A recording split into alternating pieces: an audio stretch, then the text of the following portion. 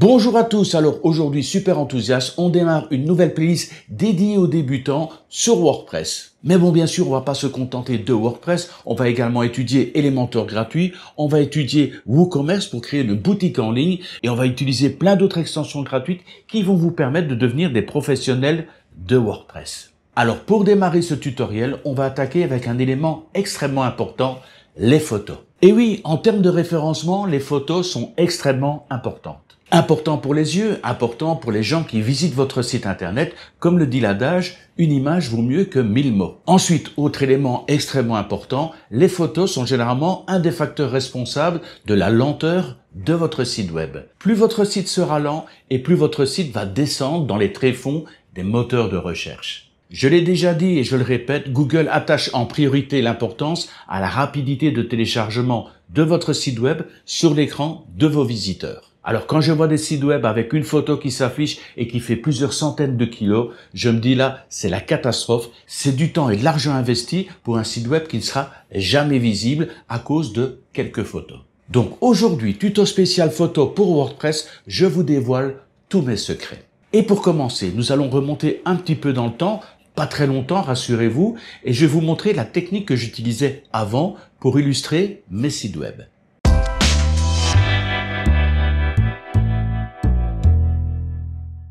Alors, comme beaucoup de personnes, j'allais sur des bibliothèques d'images gratuites et libres de droit. Je vous donne un exemple ici avec le site Unsplash, mais il peut y avoir par exemple Mixkit ou alors Pixabay, donc il y a quand même pas mal de bibliothèques qui proposent des images libres et gratuites. Alors le concept est simple, dans la barre de recherche de la bibliothèque d'images, vous tapez tout simplement un ou plusieurs mots-clés qui sont en rapport avec la thématique que vous développez sur votre site internet. Ici par exemple, je vais taper business et ensuite je clique sur entrée. Là, au niveau business, regardez ici sur la gauche, il me propose 10 000 photos. Mais dans les 10 000 photos, toutes ne sont pas gratuites. Il y en a certaines qui disposent d'une licence. Donc, généralement, sur les bibliothèques d'images, il y a des filtres. Sur Unsplash, le filtre se trouve sur la droite. Regardez ici, on a licence, tout, et je vais sélectionner uniquement gratuite. Au niveau de l'orientation, même chose, je vais classer l'orientation, soit paysage, soit portrait. Il y a certaines bibliothèques qui proposent même le format carré. Ici, je vais choisir paysage. Ensuite, je descends et je commence à regarder un petit peu les images qui sont proposées. Et vous voyez, il y a quand même pas mal d'options, pas mal de possibilités. Il y a vraiment de quoi faire. Alors, je descends, je cherche. Je dis, tiens, par exemple, je vais prendre cette image ici. Je clique dessus. Et il suffit ensuite de la télécharger. Pour la télécharger, c'est simple. Regardez ici en haut à droite, télécharger gratuitement. Vous cliquez sur la petite flèche et vous pouvez choisir le format de téléchargement. Petit, moyen, grand ou la taille originale qui est vraiment énorme. C'est du 4K. Alors le problème qui se pose avec ces images gratuites, regardez, ça se situe ici sur la gauche. Cette image a été vue plus de 200 millions de fois, ça pose pas de problème, mais regardez au niveau du téléchargement, elle a été téléchargée 1 755 000 fois. C'est énorme.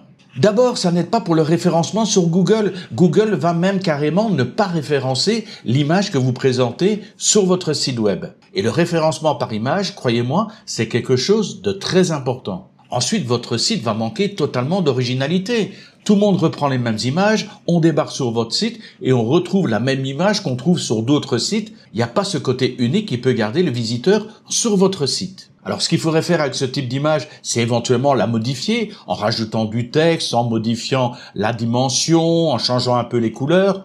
Bon, enfin, ça risque au final de donner un résultat assez catastrophique. Mais heureusement, nous avons maintenant l'arrivée de l'intelligence artificielle qui nous permet de créer nous-mêmes nos propres images. Chaque image créée par l'intelligence artificielle est unique, donc peut être mieux référencée par Google et vous pourrez de cette manière, en mettant des bons mots-clés, avoir un excellent référencement au niveau de Google Images.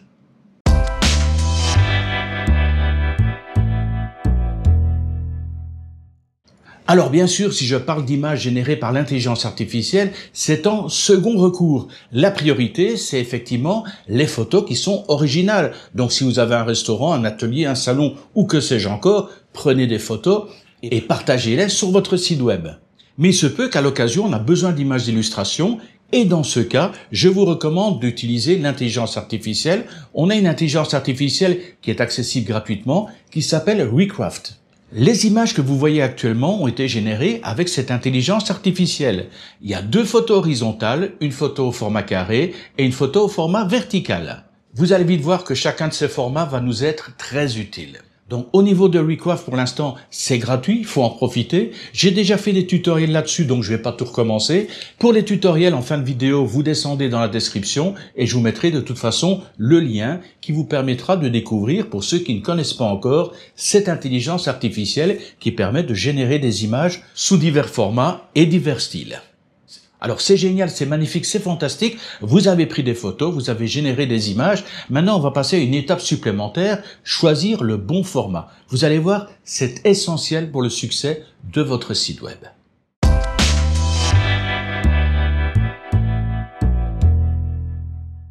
Alors, pour le format et la taille, nous allons aller sur Photopea. Photopea, c'est un logiciel qui est totalement gratuit, disponible en ligne et sans inscription. C'est le sosie de Photoshop. Alors, bien sûr, comme d'habitude, j'ai fait des tutoriels sur ce logiciel.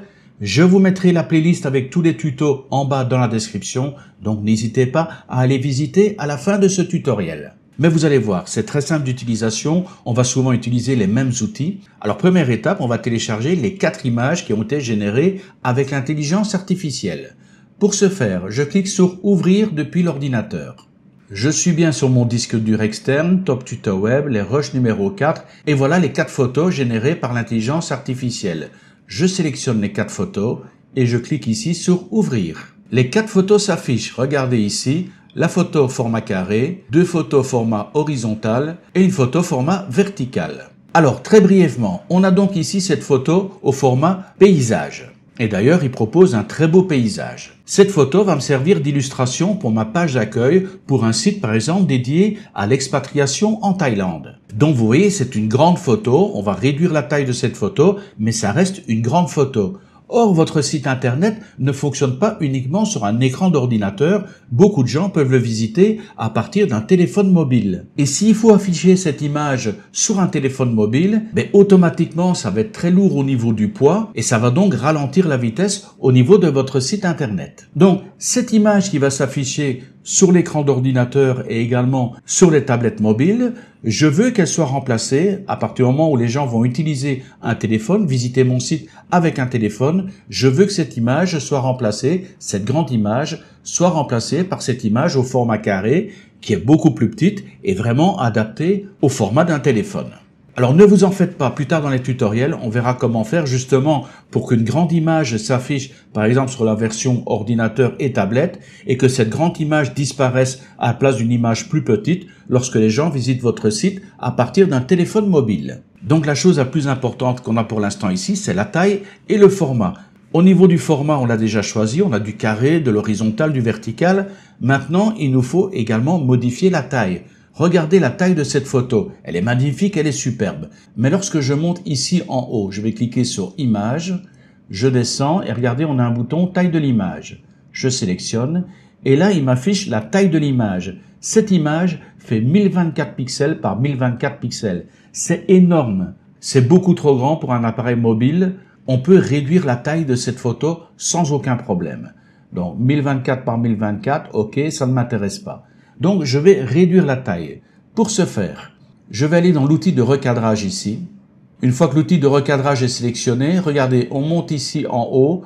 Ici en haut, on a libre, ratio fixe, taille fixe. Je sélectionne taille fixe.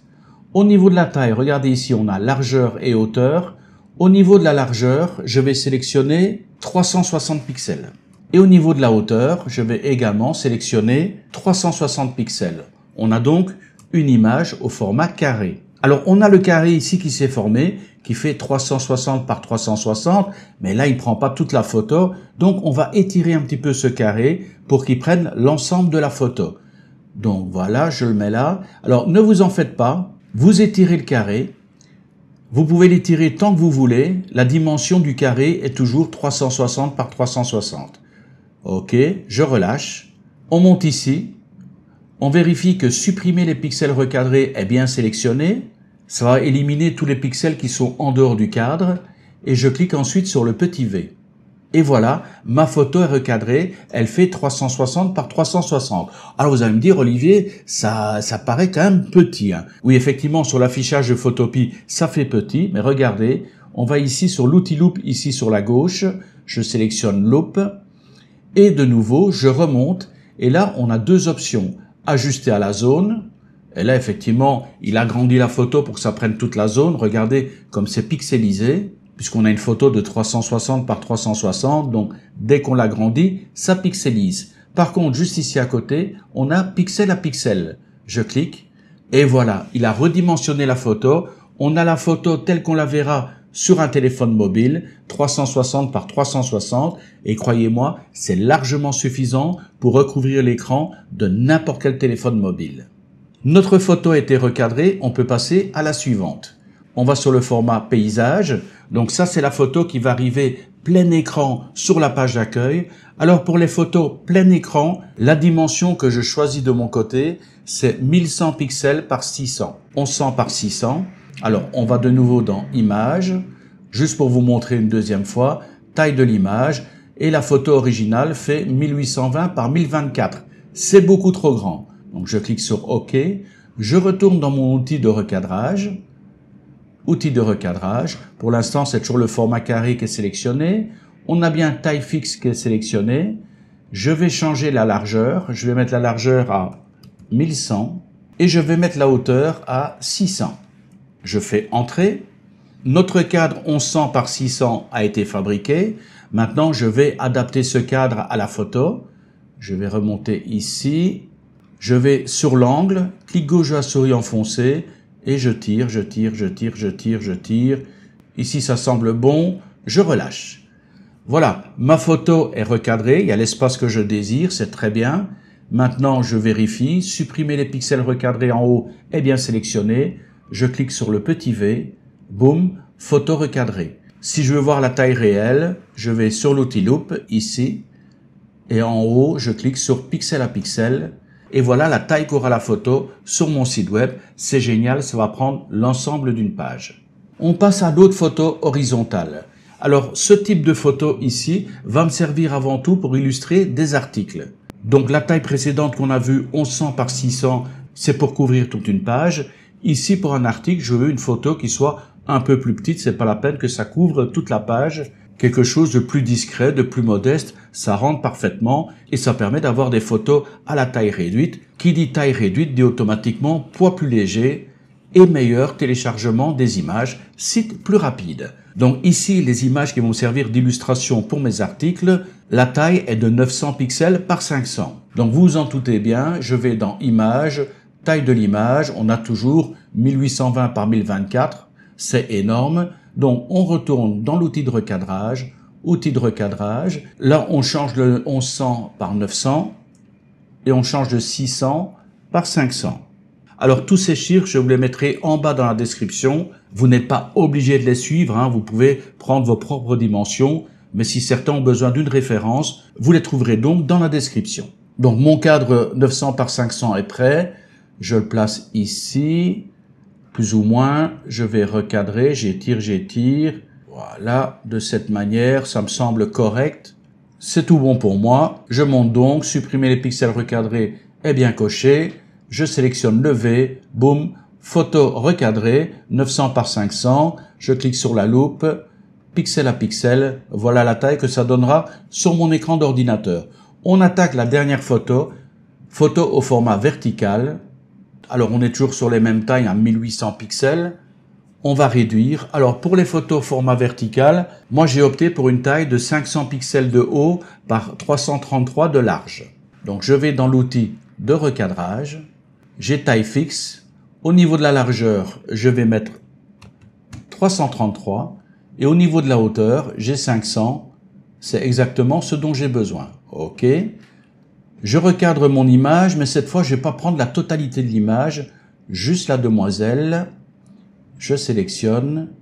Et comme ça me semble très bien. Supprimer les pixels recadrés, c'est bien coché. Je clique sur le petit V. Je vais sur la loupe et je clique sur pixel à pixel. Voilà la taille que ça donnera sur mon écran d'ordinateur. Alors, on en a fini avec cette partie taille et format. Mais on n'en a pas fini avec Photopea. On va attaquer maintenant l'autre élément extrêmement important, renommer vos photos.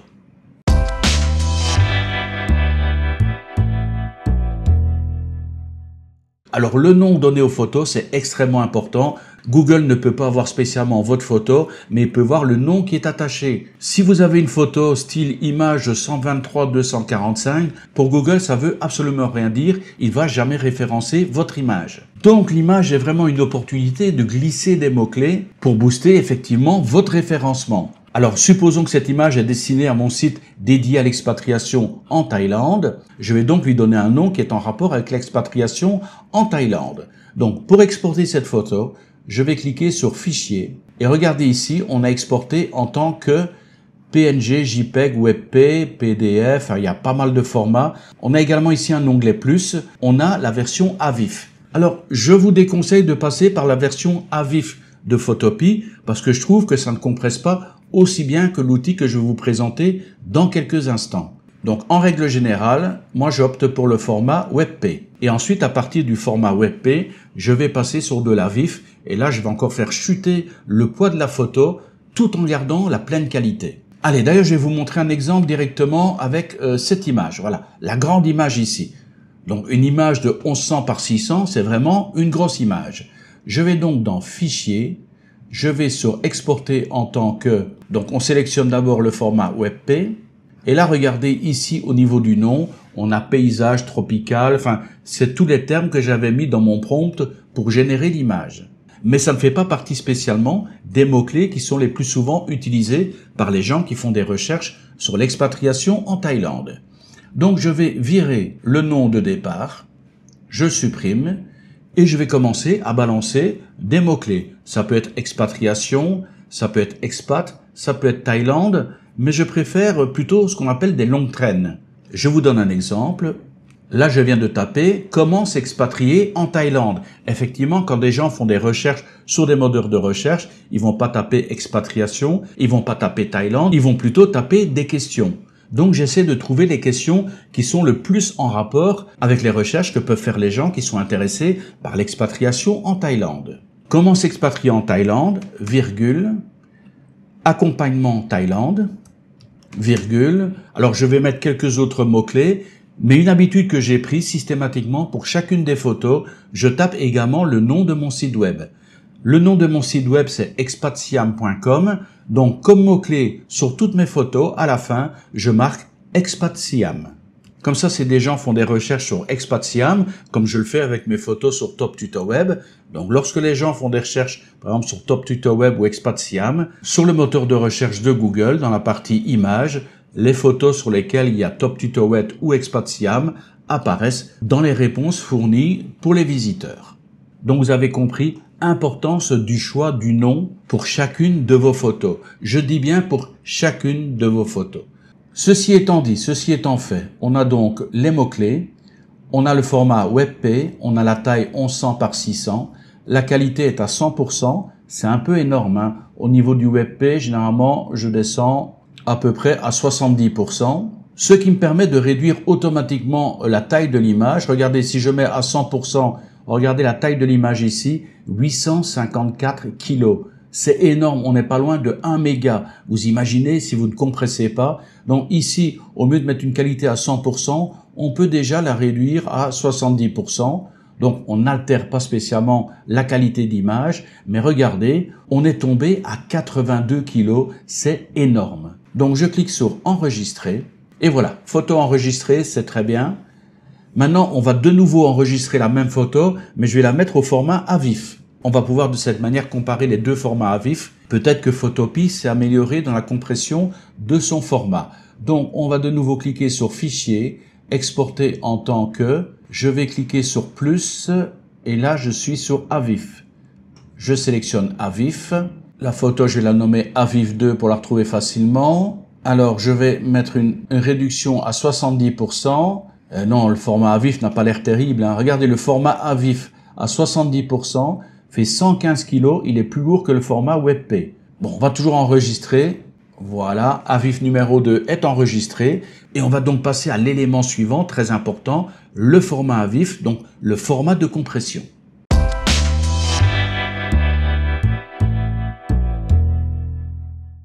Alors pour cette partie, nous sommes sur un autre outil qui s'appelle SGIF. Comme d'habitude, j'ai fait un tutoriel là-dessus, vraiment, je vous gâte. Alors il y a plein d'options, regardez GIF Maker, Video to GIF, Resize, Rotate, il y a beaucoup d'options, beaucoup d'opportunités. Ce qui va nous intéresser ici, c'est le format AVIF. Et au niveau du format AVIF, on peut changer une vidéo en AVIF, on peut changer un GIF en AVIF. Nous, ce qui va nous intéresser, c'est de modifier le format WebP au format AVIF. Je sélectionne WebP to AVIF et on va aller chercher la photo que j'ai mis au format WebP. Donc, je clique sur Choisir un fichier. Je vais dans mon dossier de téléchargement. Donc, on a cette photo ici. Comment s'expatrier en Thaïlande, accompagnement Thaïlande, expat Siam.webp. Et je clique sur Ouvrir. La photo apparaît ici. Comment s'expatrier en Thaïlande, accompagnement Thaïlande, expat Siam.webp. Et je clique sur le bouton Upload. Voilà, la photo vient d'arriver. Vous voyez, elle est toujours aussi belle, aussi superbe. Ici en haut, on a des outils qui permettent de redimensionner, couper, mettre des effets. Enfin, il y a plein de petits outils. Vous pourrez découvrir ça dans mon tutoriel. Ce qui va nous intéresser ici, regardez, on a convertissez au format AVIF, Convert to AVIF. Alors, à la base, la photo est de 81,99 kg, donc on va dire 82 kg. La taille 1100 par 600 et le type WebP. Je clique sur Convertir au format AVIF. Ça va très vite, hein. Regardez, boum, c'est déjà fait. Qualité d'image identique, mais regardez, là on a encore gagné moins 25% quasiment. On est tombé à 62 kg. On a une image qui prend le plein écran et qui ne fait que 62 kg. Je clique donc ici sur Save.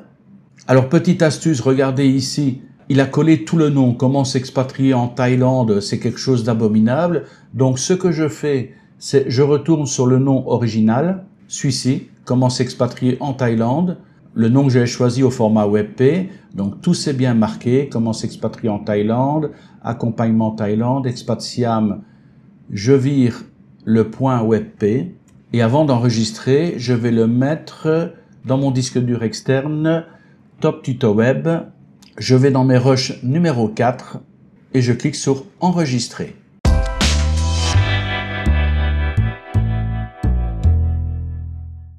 Alors, nous voici sur expat Siam. J'ai créé spécialement une page pour vous montrer un petit peu ce que rendaient les photos une fois placées avec les dimensions que je vous ai données. La première photo, c'est la grande photo, 1100 par 600. De plus, je l'ai mis en fond dans un conteneur, donc elle est beaucoup plus large que la normale. Mais regardez, le résultat est quand même exceptionnel pour une photo qui fait juste 62 kg. La photo qui est juste en dessous, c'est la photo qui va me servir effectivement ici pour illustrer des articles. Donc rappelez-vous, la taille de la photo, c'est du 900 par 500. Mais libre à vous de faire plus grand. Et ne vous en faites pas, si vous avez un conteneur un peu plus grand, il est tout à fait possible d'agrandir la photo un tout petit peu sans spécialement perdre de qualité. Donc vraiment la dimension 900 par 500 me semble un excellent compromis. Et on termine avec les deux photos du bas. La photo au format carré. Donc cette photo au format carré, c'est plutôt destiné à un téléphone. Enfin, je l'ai quand même placé sur la page du site. Et ici, on a la photo de la jolie demoiselle au format vertical. Donc format vertical ici qui est à 500 pixels de haut sur 333 de large.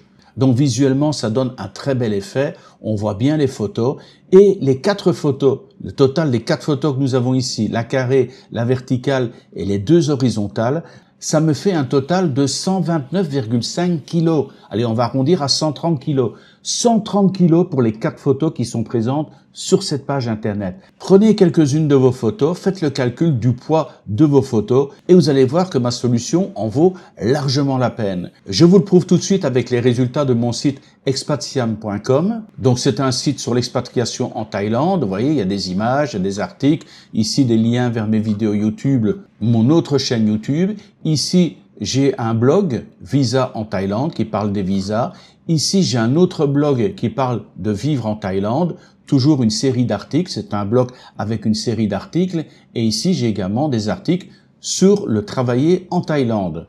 Donc, vous cliquez. Vous avez effectivement l'article qui s'ouvre avec une image de 900 par 500, avec l'article en question, avec en bas d'autres propositions d'articles et la possibilité de rajouter des commentaires. Donc c'est un site que j'ai depuis plusieurs années et regardez au niveau du résultat. On est sur le site de PageSpeed Insight, donc le site de Google qui regarde la vitesse de votre site. Et voilà les résultats au niveau du téléphone mobile. Regardez au niveau des performances, 96 pour les performances, 94 en accessibilité, 100% au niveau des bonnes pratiques, 100% au niveau du SEO. Et croyez-moi que d'atteindre ces scores-là, c'est pas toujours évident, surtout sur la partie mobile. Si on regarde la partie bureau, la partie bureau, effectivement, est beaucoup plus facile à travailler. J'ai 100% en performance, 94 en accessibilité, 100% de bonnes pratiques, 100% de SEO. Alors, allez voir également pour votre site, si vous avez déjà créé un site, PageSpeed Insight, regardez un petit peu les performances. Et c'est vrai que si vous êtes dans le vert, c'est bon. À partir du moment où vous descendez sous 90, il y a peut-être des choses à rectifier, à modifier et à faire évoluer. Et la modification au niveau des photos, le poids des photos, c'est vraiment un des éléments cruciaux pour la vitesse de votre site. Donc, travaillez en priorité vos photos, le format, la taille, la compression. Vous passez au format à vif. C'est du boulot pour ceux qui ont des sites qui sont déjà chargés au niveau des photos. Mais croyez-moi, c'est un boulot qui en vaut largement la peine. Plus votre site sera rapide, mieux il sera référencé. Sur ce, je vous embête pas plus longtemps. Merci pour ceux qui ont le courage de me suivre jusqu'au bout de ce tutoriel. On se retrouve très bientôt pour faire évoluer cette playlist où je vais vous apprendre vraiment à devenir des pros de WordPress. Si vous avez des questions, bien sûr, vous n'hésitez pas en bas dans les commentaires. N'oubliez pas de liker cette vidéo. Et d'ici mon prochain tuto, je vous souhaite bien sûr le meilleur qui soit. Et je vous dis bye bye.